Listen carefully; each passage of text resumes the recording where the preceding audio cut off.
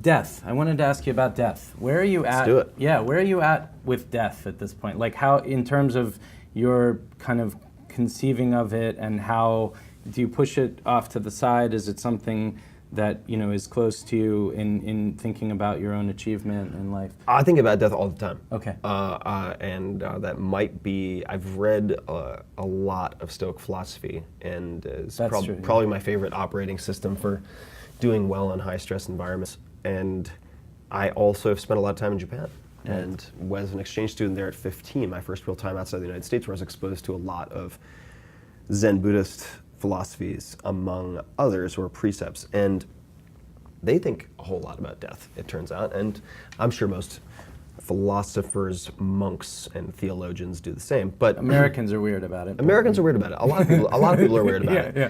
And I constantly think about death and rehearse death in a way, and set, for instance, memento mori, which are reminders of death, so that I continually ask myself,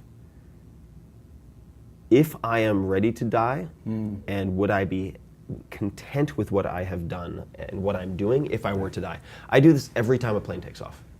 I am not, at this point, fearful of death. Right. I think I've trained myself, conditioned myself through a lot of reading and a lot of meditating and writing on this, to be comfortable with the uncertainty of what happens after. Right.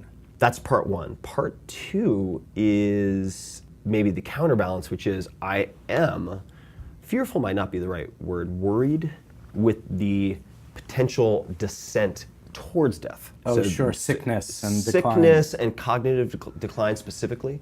I have Alzheimer's and I got Parkinson's. Flowers for Algernon was like Yeah. the scariest book I ever read. Right, exactly. Yeah. Right, and I have Alzheimer's and Parkinson's on both sides of my family. So I am taking many different steps to try to mitigate cognitive decline. And I mean, in Tools of Titans, in the book, one of the longest chapters is about fasting and ketosis with Dominic D'Agostino, talking about how you might be able to use synthetic ketones as a supplement even to mitigate the risk of cancer growth, but also improve cognitive function and potentially delay the onset of cognitive decline.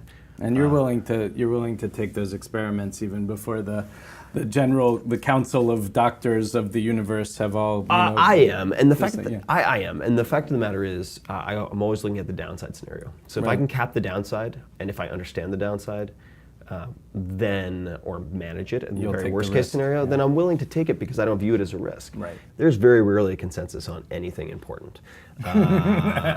And if there is, it takes a very long time to get there. So I will frequently, like Dominic is a very well-respected and published researcher. He's co-author or primary author on many different papers related to metabolism.